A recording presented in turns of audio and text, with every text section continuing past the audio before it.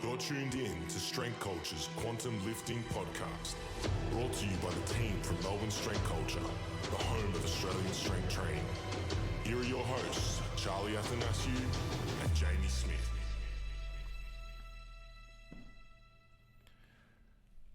Welcome to chapter 59 of the Strength Culture Quantum Lifting Podcast. Today's episode is just going to be touching on. We're going to talk about RPE because we haven't really touched on it in depth, purely RPE. We've got our seminars coming up this weekend. This will be released tomorrow in time before the seminar. So if you ask someone that's attending the seminars and listens to this, there might be a couple overlapping ideas, but we just thought we'd touch on RPE. We haven't spoken about it. It's something we heavily push here. The more that we dive into the topic, the more we talk about the topic, the more it makes sense to us, to me anyway, definitely me. Confirmation bias, potentially, but it makes sense. So we're going to go through... It makes sense on multiple levels. It does. It's not just the programming thing. And this is what we'll get into today, but when you break it down through multiple ways and at multiple levels of the human system, it makes a lot of sense. It makes so much more sense than just fucking throwing a percentage on someone. Makes a lot of sense. Yeah. So we're gonna touch on that. Firstly, we're gonna go through a couple little administrative notes. The Sydney seminar has been moved to City Strength. The consistent feedback that we were getting was the location that I had selected was too far away from the city for a 2-day seminar. That is my own fault. So I apologise if that has put anybody out. But it came out today, being Thursday, that it has been moved to City Strength. The dates are the same, the content's the same, everything else is the same. We do probably need to sell maybe 4 or 5 more tickets to make it feasible for us to come up. So if you are interested, please jump on board. If you enjoy our content and want to come and pick our brains on anything that we've discussed ever, please come down. Day 1 is our movement system and how we break that down through the different subsystems of the body and then how it actually is practical in terms of assessments and interventions for motor control. And then day 2 is about 5 or 6 hours of what we're discussing today on this podcast and its application in strength and hypertrophy training. So if you are interested, please get a ticket or share it around to somebody who may be. And again, that's just been moved to City Strength. That is pretty much all the admin that I wanted to talk about. How's your guitar going? The guitar's going good. I've been learning Careless Whisper by George Michael. It's a good song. Nice song. It's on saxophone, but I'm playing it on acoustic guitar, but it does sound the same. But yeah, anyway, it's a nice little song. A very a well-known song, so I think it'll be a cool one to know, to have in the back pocket. Once you have it, please bring it on this show here. I will. I will. I will.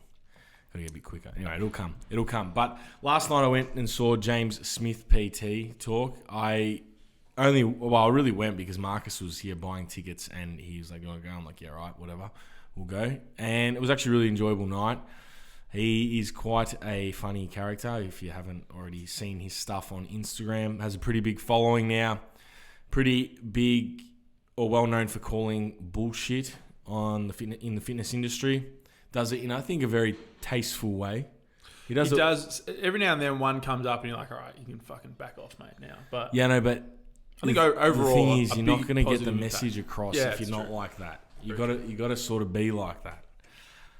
Because very true.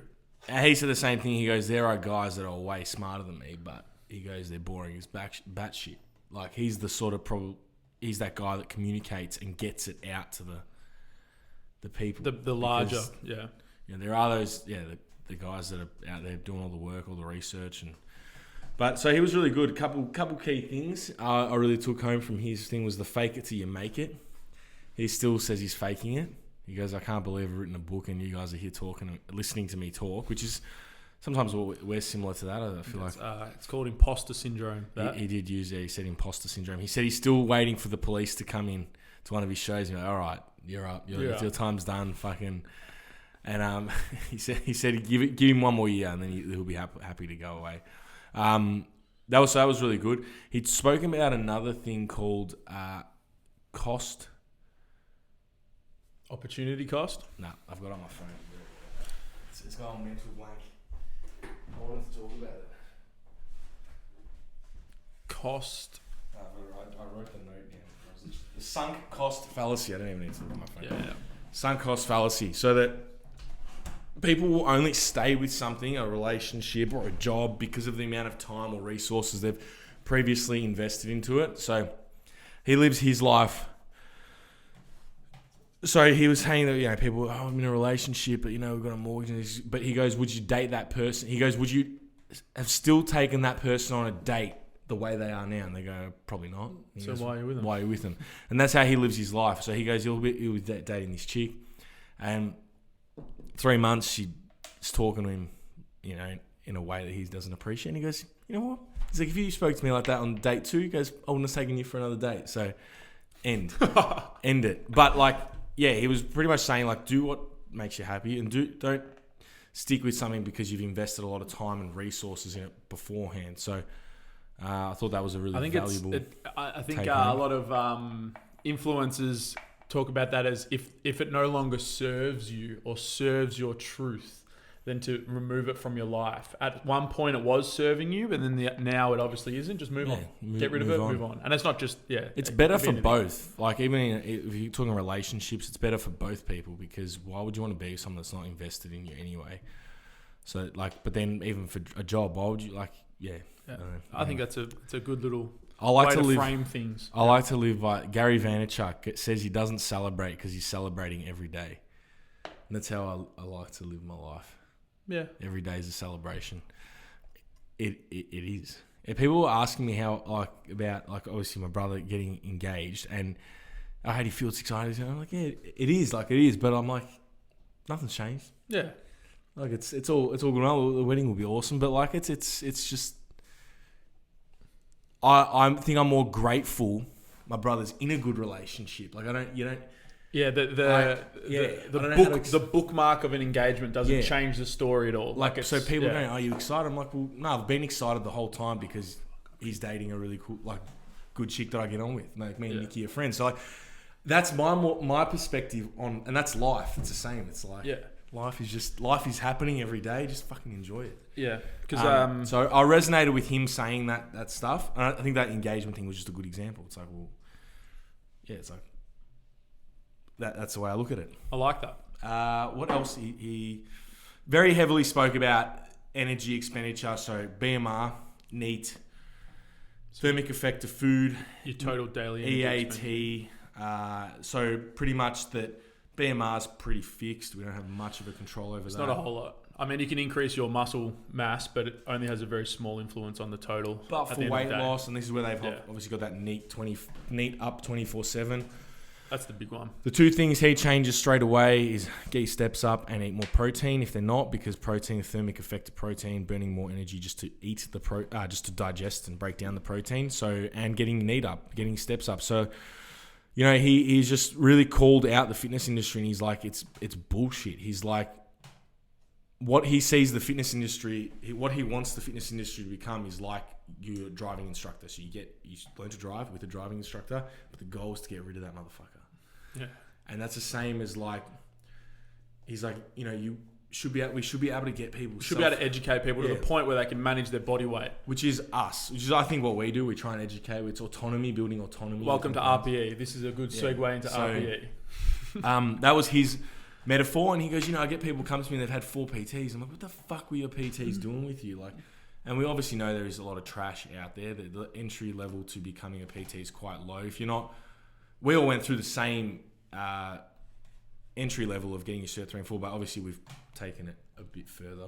We do see that. Yeah, well, I think that and this is the big thing, like a PT versus a coach. Obviously we're in the same realm. We're all operating with the same tools and all that sort of stuff. But most people would lean towards a coach is somebody that is trying to pass on information for you to make adjustments yourself. Ultimately, you're trying to give your client the tool, where a personal trainer is more just so I don't want to say it, but it's a little bit more like an entertainment type of thing. They just come in, they do their sessions, it's not planned, it's whatever. Some people prefer that style of training and some people prefer that business model. Fair enough. I'm not going to say that is bad for anyone, but I think every person that is given some sort of authority on decision making should be leaning towards the side of, I'm trying to give you a skill set to actually make adjustments yourself and to manage your own variables and your own sort of situation, so that when you do have hiccups or when I'm not there to help you, you know how to make the adjustment. And I think that's what the whole industry needs to work towards. And that's what he was pretty much and I think saying. it definitely, like, without a doubt, the base level knowledge compared to even just like 5 years ago is way better. And way better. He spoke heavily about methods and principles. So principle of weight loss is calorie deficit. Methods, Jenny Craig, Weight Watchers, whatever, boot camps, all of them. Yeah. He goes, they're all, which we've discussed it, we've talked about this before, that they're obviously they want to keep people in the loop and confused because it's easier to sell products. We've gone through keto, fasting, it's all calorie deficit. I saw a good one from Sayat Fitness, and he said initially we made fat. We blamed fat in like the 80s, 70s, 80s, like, we've got to stop fat. And then we blamed carbohydrate. So it was like, you can't eat carbohydrate or get fat. And then now it got to the point where like veganism's popped up. So now we're blaming like protein, and protein consumption is now like the devil, and veganism and vegetarian is the way forward. And then he's like, what's the next thing to blame? Just eating in general. So there comes the fasting thing.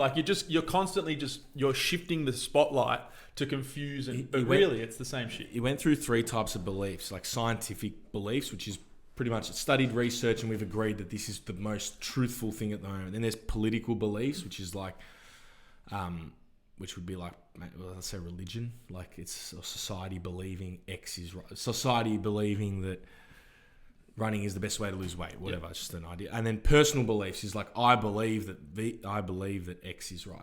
Yeah. So he talks about that we used to go to war with each other for political and personal beliefs, and mostly like we used religion as an example, really good. Catholics, Protestants, go to war. Now we can't go to war; it's not socially acceptable. So what do we do instead? We make documentaries filled with propaganda to persuade people, and that's why he said there's a lot of vegan documentaries coming out. And again, I want to stipulate, I've got nothing wrong. No, nothing wrong with vegans. They're like, if that's, but throwing it on people is where it's the issue. Like throwing it on everyone, painting the brush. Any belief on anybody is not the way forward, though. Present your facts. If they don't want to move on. And I've strongly moved away from strength training. Like, I don't think everyone should strength train. I used to think that they should.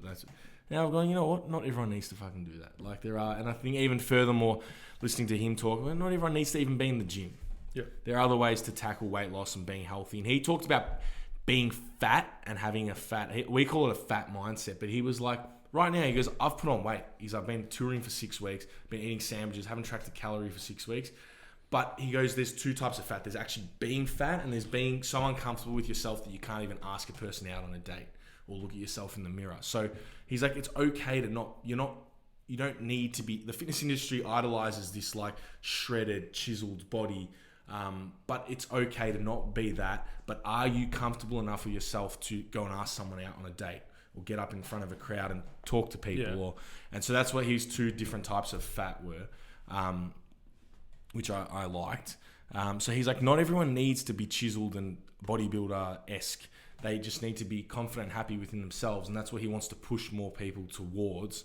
And that they don't actually need to be in the gym to do that. They can do that through just living a decently moderate, active lifestyle of just maybe playing a sport, getting your steps up, eating, being educated on calories in and calories out. So I liked that, and that I've definitely changed my beliefs of that. But yeah, he used propaganda. So instead of going to war, we use propaganda now to fuel agendas. So I thought that was interesting. But it was interesting. It was very like the imposter syndrome was very like. Yeah, it was us. And the last thing I want to touch on before we move into RPE was that he said he was asked what was the most important video he ever made. And he said it was his popcorn video. It was the first video he ever did. He went to this PT thing with 200 people and he goes, I'm going to make a video tomorrow. And he got a bag of popcorn and said, this is a bag of popcorn. It's low in calories. It's practical. And that was literally the video. He goes, it got 8 likes, 60 views. But it was the first one. That was the first one, because people go, oh, was it the TED Talk, was this? And he goes, no, it was that video, because he goes, that was the first video that actually took a step towards doing something, which, yeah, could be. Yeah. Which I thought was interesting. So it's like there's all good and well to learn content, but are you actually doing something? Are you actually being practical in the application? Jesus. So we'll move on. What was the segue to RPE that we? Segue was up to RPE was giving somebody the tools to actually make the decisions while you're not there. Yeah. Welcome to what we do at Strength Culture. Rate of perceived exertion. Now, does it fuck up sometimes? 100% it does. Do my athletes sometimes pick the wrong loads and fuck up and go too heavy or too? 100% they do, but it doesn't matter. In the grand scheme of things, it does not matter. The learning I would rather them fuck up so they know that that's a boundary, and then be deflected back into the direction that we want. I love when my athletes overshoot. They're like, I'm sorry, I overshot. I'm like, that's great. That's fantastic. Now you know sort of where your upper limit is, and now you know what to do next time, and you can make a more informed decision as a result of that effort. The learning is the doing. The learning is the doing. The fixing is the doing. The learning is the doing, and the fixing is the learning. Yeah, the whole thing is, yeah. So some groundwork here for RPE. RPE is rate of perceived exertion. It is a form of relative intensity. So it is it's intensity of an effort relative to something. It has to be relative to something. Intensity is the load on the bar. When we're talking lifting, it's bar load or dumbbell. Bar load or intensity of relativity to fatigue is what we're sort of the relative intensity for us as an RPE-based prescription as a coach. So that's where we're being relative to. It's how close are we to fatigue, and in this setting, powerlifting setting, it's failure. It's how close are we to failure.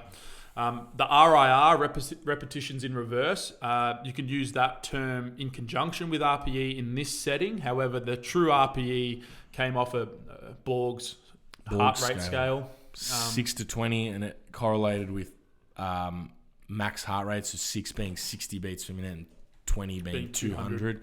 Because roughly, what's the rule? It's double body weight plus 20 or something? Minus 20. Oh, minus your age. Yeah, so it's 220 minus your age. 220 minus your age. Is generally your max heart rate, but obviously there's going to be a big variability. It's just a guide. It's a broad stroke that we can use. But yeah, that's where the 200, so it's roughly that. And then Mike Teixeira was the first person to bring it across to resistance training or powerlifting per se, because he's a powerlifter.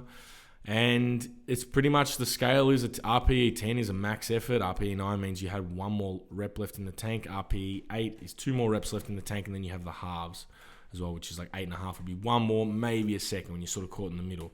It's a subjective. It's trying to make something subjective objective. We're giving it an objective measure, just like 1 kilometer is 1 kilometer. We agree that 1 kilometer is objectively 1 kilometer. No one can argue about that with us. Or anyone, and if they do, they're probably not NQR. So we're trying to make something subjective. Although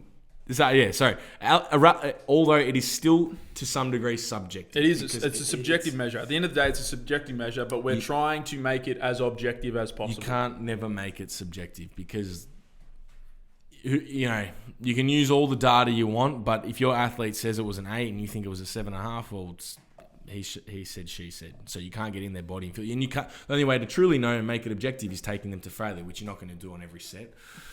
But AMRAPs are a very good tool to use for helping to gain context, and we do use them quite a lot with athletes to help them understand their proximity to failure. We purposely make them overshoot. Yeah.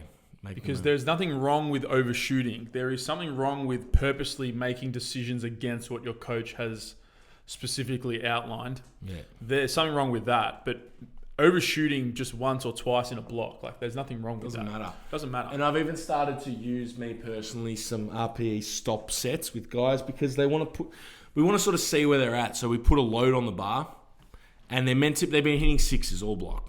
And then this block, I'm like, fuck it. Just load 220 for 6. That's meant to be an RPE 9.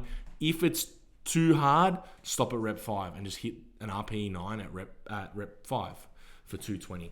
And then we get a better, because at some point you have to load the bar. Knowing when to load it is obviously, you need to have some, again, some context. Week 5, week 6 of a block, probably ideal. We've done a few weeks of preparation to get to that load. Whereas doing it in week 1, I would not advise. So that they're like some little tools that I use. with guys, because at some point you do have to load the bar. But yeah, I like that, not going against what your coach has said. That's overshooting. That's true overshooting. But I also think is like if you're doing it every single week, like I'm sorry, but you don't take your lifting seriously. If you overshoot your top set every single week because you can't remove the emotional investment you have with numbers, like you are not taking either your coach's advice seriously or your training seriously. And yes, there are going to be certain personalities that, as used the controlled aggressive type, and we discussed this in the seminar. But Mike Teixeira says that the controlled aggressive athlete, and we always use Charlie as the example of this. Like it's a pretty passive person, but when he needs to fire up, he can. But it's always an objective reason to fire up. It's not just a subjective, I've got a top single, I'm just going to sniff an ammonia, slap me in the face and go and do this. Like that's the wrong type of aggression. I barely use ammonia. Yeah. I actually don't use ammonia. I reckon I used it at my comp, like on a couple of the lifts, but in training I don't use it. I actually find no benefit from it. Zero. None. Yeah, well there's Jamie... I think the whole getting revved up I don't find any benefit from. The more I've lifted, the more I'm like, I can just... Yeah. And I don't know if that's also from meditation. Potentially. You're just more self-aware. But Jamie Buziotis wrote a really good 2-part blog on firing yourself up in arousal. The inverted U. The inverted U hypothesis. But he layers it with this idea of a flow state. And this is the thing, like you don't see Usain Bolt or any sprinter in that. Like none of them are slamming ammonia. Like they're all focused. They're internally driven by what they need to do. And yeah, it's not a max effort, but it is a max effort sprint. It is. Like a boxer isn't getting fucking riled up. They can't. Yeah, exactly. They actually do the opposite in fighting. They do the opposite in everything except barbell sports. Down. So there is definitely a cultural reason why people do it with barbell sports, because it's not evident in any other pro max effort sport. I think I don't know if it's a bit of a show for show. Yeah, it's just a cultural thing. It's just I see other people do it, so I'm just going to start doing it. It's just the thing you do at competitions. You get slapped in the back or slapped in the face. You get someone to pull on your neck hair, and then you go out there. It's like, well, this isn't evident. This is a complete different. I do, when I say like a third deadlift in a comp, I do like a bit of a slap and stuff, whatever. It does give me that little. But most training, I'm fucking nothing. It is interesting that it's not evident anywhere else in sport, though. I do find that something. The success leaves clues, I think. And as our sport continues to But I do grow, think that they're like, it's a max effort. It's a very short effort. Yeah. So I don't think with anything long, like let's say 100-meter sprint. Let's use that as the example. But even that, it's 8 seconds. What's a typical hard third deadlift? Potentially 3 or 4, 5. Yeah, but I don't know if you can directly compare them. A shot put, a hammer throw, a javelin throw, a long jump. They're not. They're all internalized. They're all focusing on what they need to do, their skill. It's just something. There's something to it. Whatever it is, we don't know. But let's get back to RPE. Read the 2-part blog by Jamie Buziotis. It's really good. Inverted U, and the flow state.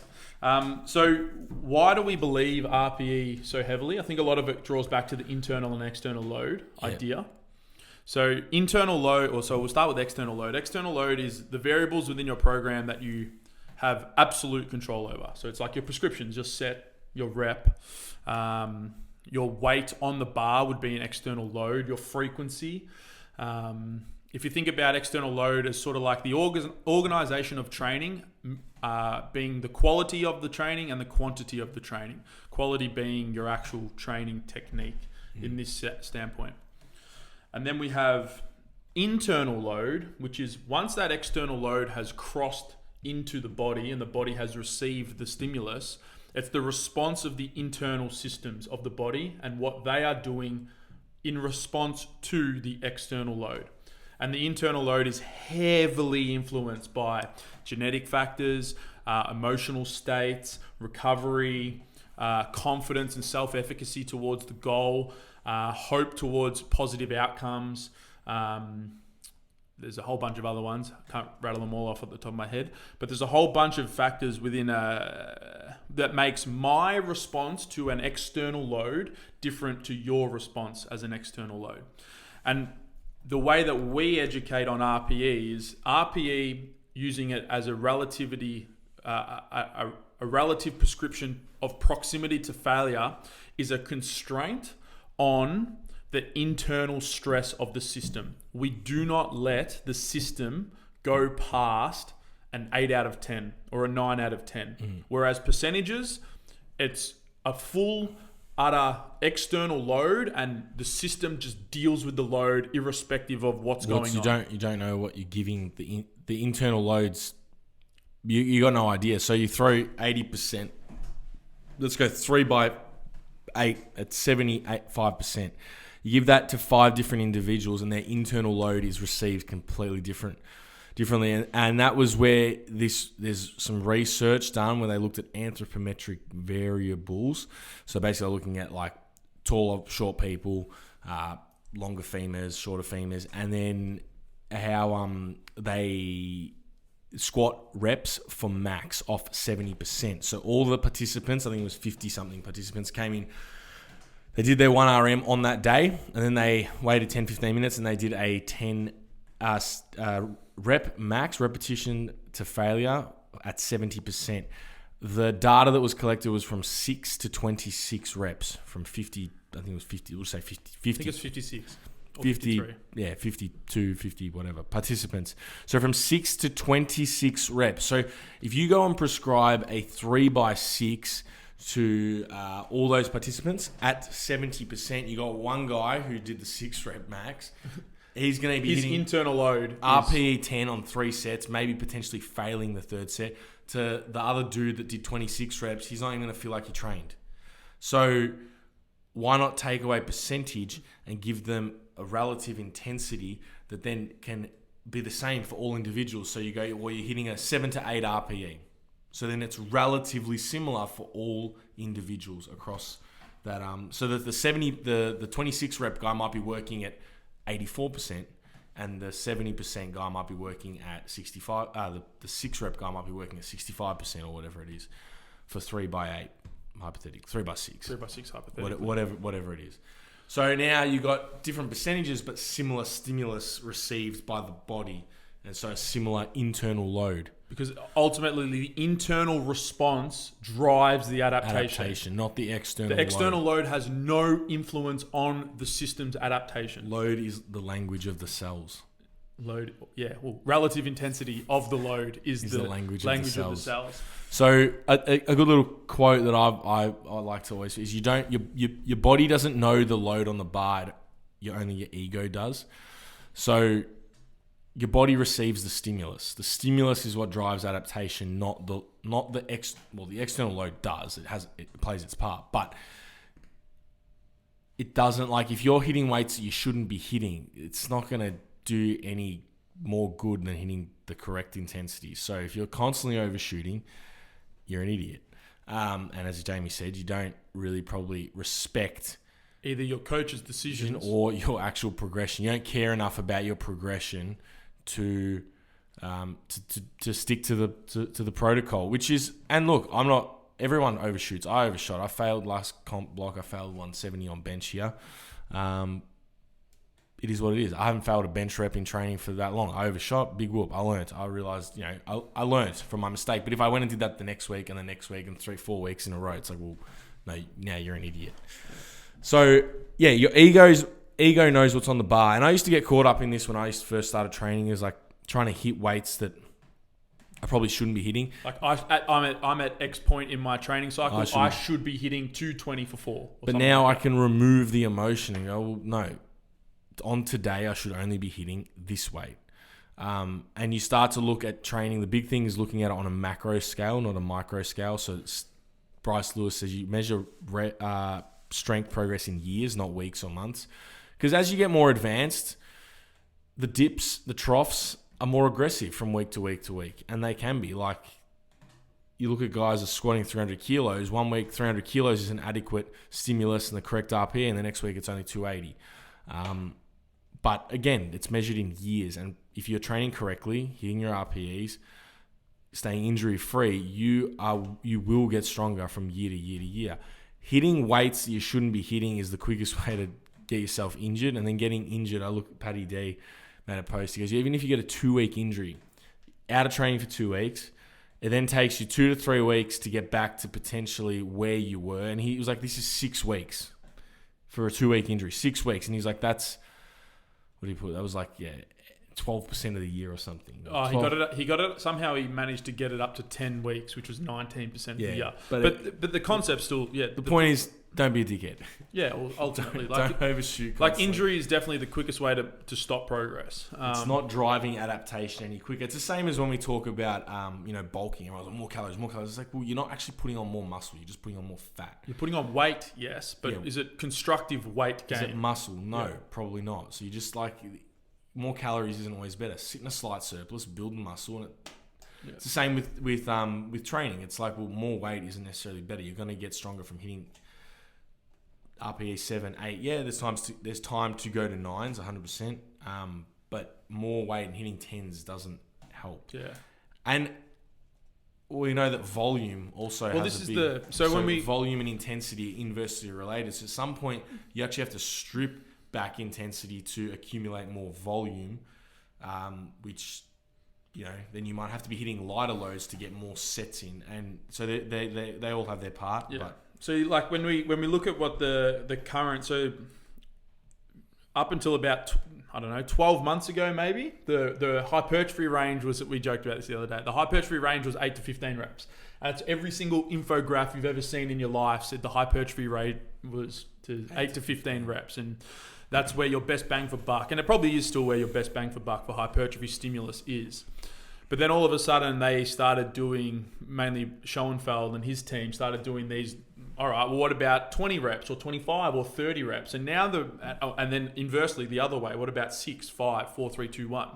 And then we sort of now land on this bracket of prescription that all your current infographics will come out with, which is the hypertrophy range is somewhere between 5 to 30, and you can get adequate stimulus as long as your proximity to failure is more than RPE 5 and you are progressively increasing volume over time.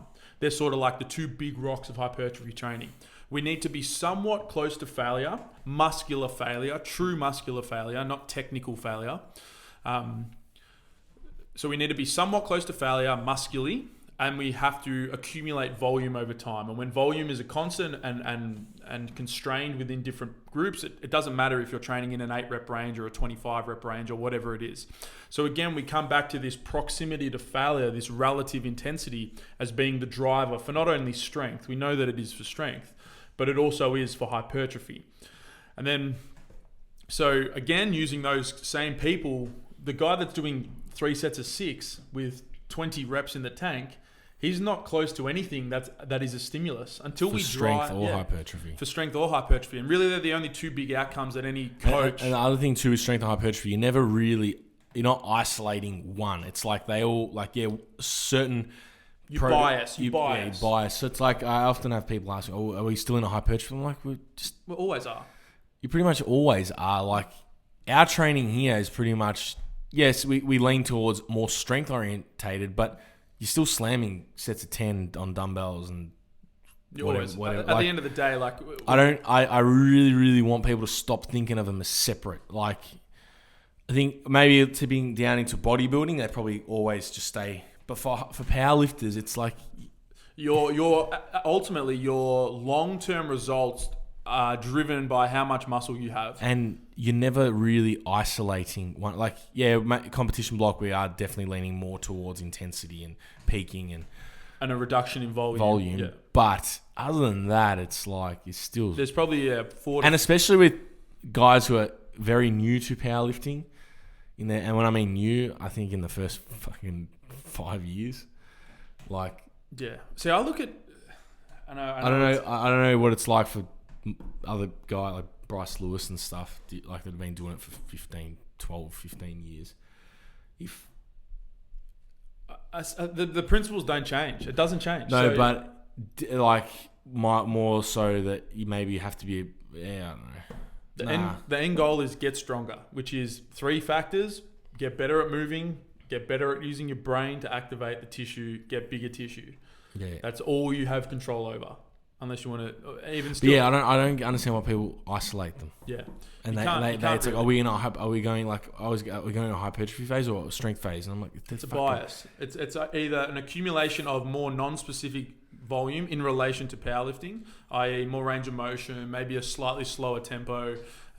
Again, tempo, we can talk about. That's probably a whole nother podcast topic. But non-specific training volume is probably going to increase in a hypertrophy phase because maybe the power lifts with their reduced range of motion and extremely high relative loads is probably not the safest place to really go and jack volume up over a period of 2, 3, or 4 training blocks. You're probably better off with your dumbbell presses, more range of motion, maybe some more isolative, more externally stabilized variations so that you can really get in your more voluminous, non-specific phases where you can externally stabilize movements where you're so you can really get true muscular failure because the ability for the body and the dynamic system of us. Power lifts are not great hypertrophy. Yeah, because of the range of motion and the absolute load. It's just comp bench is all about reducing the ROM.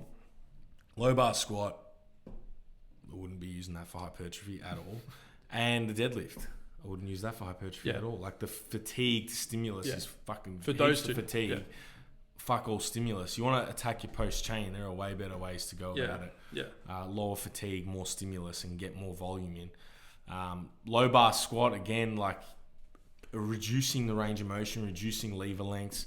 You're going to recruit less. You're dispersing the load across multiple tissues. Yeah. So there's going to always be variance in what is expecting or what is affected by the external load. The power lifts are all about lifting the most load, absolute load on competition day. They're not about building muscle. So if you want to build muscle, chest, shoulders, dumbbells are your best friends. Potentially close grip bench, more range of motion. Flatter back. Feet up variations. Don't be scared of reducing your arch in a more hypertrophy focused phase, because when we come into competition, the arch, great, reduce range of motion, it's awesome for lifting, but not great for hypertrophy. Which is something Lyndon speaks a lot about. I don't know how we got onto this topic from RPE, but somehow we've ended up over here. That's the whole point of a podcast. Yeah, for sure. So the point of a podcast. The point of the pod. So let's get it back into. No, but a point of a podcast is long format. Is that it's free flowing content, true. We end up here. But ultimately, why do we believe so heavily that RPE is? It's because it takes into account individuals on the given day when the stimulus is being applied. Not a prediction from 6 weeks before, 8 weeks before, not a prediction from 3 days before. It's taking into account that given day, what the external load should be to elicit the correct internal load and internal response. One of the best gauges of dictating what the load should be is performance. Using your warm-ups, using work-up sets, we call them work-up sets, where you hit an RPE 6, RPE 7 to an RPE 8. Your previous set will tell you and then you hit 2 repeat sets of the 8. So very, very simple protocol. You hit us RPE, we've got 4x5, 5x5. RPE 6 for 5. Then from the RPE 6... You hit that set and then you make a call on what your next set should be. Which is an RPE 7. And then an RPE 8. Now we have RPE 8 and 2 repeats, so we hit an RPE 8 at X weight and then we repeat that weight twice. So it's called a work-up set. The best gauge of performance is performance, and that's why we use RPE. That's the main reason. Yeah. To elicit the correct stimulus on any given day, taking into account all other variables of any type of stress, emotional stress, work stress, poor sleep, great sleep. If you like the opposite, we're looking at purely from we're feeling shit. What about when we're feeling good? Yeah. We lift big weights, and when the opportunities are there, take the opportunities. So that's there. If you could break it down, that's why. I'm going to add one more slightly spiritual label, spiritual side. It is quantum lifting at the end of the day. So obviously, and this is probably my favorite quote from, I don't even know if it's a quote, but one of the best things that I've learned from consuming Gary Vaynerchuk, I think it's the second time it's come up on this celebrating podcast. Every day. Yeah, celebrating every day. But probably my favorite one is people are held back purely by self-awareness. and having the awareness of yourself in situations, your strengths, your weaknesses as a person, your strengths and weaknesses in your career and your personal development, professional development is what is holding people back. The illusion of what people think about themselves is often incorrect. And it's not until you go into some sort of introspective, meditative sort of process that you can actually learn who you are and what influences you. What was that? Psychedelics can do that too. And you can actually learn what type of person you are in different situations, what sort of skill sets you have that you can leverage to get better outcomes in whichever, like relationships, professional, finance, whatever. So that self-awareness, I truly believe it as well. Until you understand who you are and what your strengths and weaknesses are, I think you're going to have a tough time building on anything long-term. Because eventually, once you get off that flat plane of progress and you start to hit that relative mountain, that face, that's when you need to actually understand who you are, what you're good at, how you can leverage your strengths and weaknesses, preferably leverage your strengths and diminish your weaknesses so that you can make progress. It's as a secondary to that, this idea of self-awareness has, I think over the last 2 years, it blown up. Journaling is now like this. It used to be, you write journals, you're a loser or whatever. This sort of mindfulness training has become very, very large in multiple spaces. Obviously, the social media sort of mental illness sort of side of things has probably driven it. Social media driving it because of the increase in at least our awareness of mental illness. We're highly influenced beings. So when all the people, you stand on the shoulders of giants, when all the people you look up to are doing that sort of stuff, it starts to trickle down, and then all the people that look up to us trickles down. And like every client I have, I push meditation onto them. Yeah, 100%. It is going to help. I push it onto them, and they all seem to have benefit. And I've had people that listen to this podcast that tell me they started meditating because they listened to the podcast. I'm like, that's awesome. That's great. Because that's what we wanted when we started the podcast. So if I hold one person, that's great. And we are starting to get to how many listeners did we get on the P one? Pete's over 500 combined with Thingo. So Jacob Skepis went about 800. We used to get 150, and it's just like, and I really when listening to James Smith, he's like, it happened. And Atomic Habits, James Clear, he actually used that analogy, the ice analogy. He used it last night. The ice cube doesn't melt for every 1 degree change. It's the accumulation of many 1 degree changes. So you have a 1 degree change, nothing happens. 1 degree change, nothing happens. And 1 eventually, degree change. Then that 1 degree ticks over and the ice melts. And that is the accumulation of habits and so like our podcast, for example, half the time I don't even know what we're talking about, but we'll keep making the episodes. And who knows, in 5 years' time, we might have 1,000 people listening to it, 2,000, I don't know. But we got to keep doing it. Yeah. And the 1 degree change will just keep happening. But I don't know I don't know how we got to there, but let's go back to self-awareness. So this understanding that was self-awareness. Yeah, the understanding that I got on there meditation and helping people with so, meditation. So we have this drive for self-awareness and having the ability to be introspective in emotional and logical decision-making and how we are affected and influenced by our external environment. This is a massive thing that's growing. And I truly believe that the skill set of training an RPE, using RPE to be introspective and not emotional in your decision-making for training, is a skill set that is transferable to life. And having the ability to objectively say, that set was harder than it should have been. Why was that harder? What was my sleep been like? What's my eating been like? What was my preparation prior to this training session like? What was my preparation prior to the set like? What was my mindset going into that rep? What was my mindset going into the final rep of that set? There's a lot of reflection that happens when you before a session, during a session, after a session, because you need it to, and again, it's a skill that you refine over time, but you need it to be able to select the correct loads. Yeah. So it's a transferable. Use your training in RPE as a form of mindfulness training. A lot of people, when they hear I couldn't do that. You could, you just haven't tried it, and you're limiting yourself, your beliefs, because you've been spoon-fed your whole life. Now, of course, it could be a good analogy, but a dog, like if you keep feeding a dog, it keeps coming back for food. But if you stop feeding it, well, it's got to go figure out how to fucking get food on its own. Yeah. I guess so. If you're just feeding you the answer. If your coach keeps feeding you loads, you just keep doing it. But all of a sudden your coach is gone. What are you going to do? You're going to have to figure out some sort of way of how to, and that's what RPE is. Yeah, it's selecting how much of something you should be doing. But it makes sense anyway. So there are a few of the layers in which I think another thing we need to touch on just quickly is that getting the idea of progressive overload out of your head.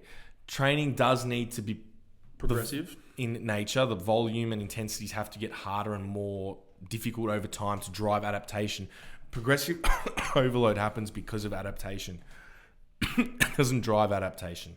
Yeah, it's a byproduct of adaptation, which is how the internal load is received, body adapts, then next time we need to do a bit more. Let's use a really easy example to understand with that would be like, let's isolate the bicep. If we could take the bicep out of its skin and just put it in a lab and show the response that the bicep gets with hypertrophy focused training.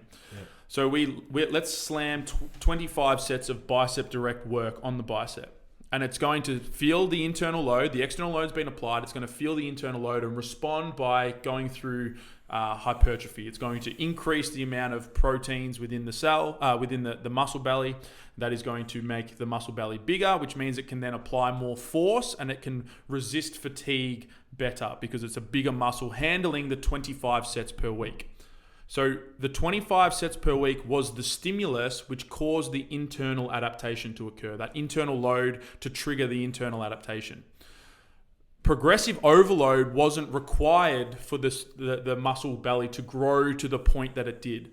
Progressive overload is now required to stimulate the bigger muscle with more stress. Next time. So when you come back in let's 3 say days in 3 weeks time, we have to now do 27 sets because the muscle is bigger, it can handle more load, it can produce more force. So we need to put more sets on it. The set more sets, whatever. The volume was a result of the adaptation. It didn't drive the adaptation. The volume needs to continue to increase over time because of the adaptation and the growth of the muscle. So it's a byproduct of the adaptation. It doesn't cause the adaptation to occur.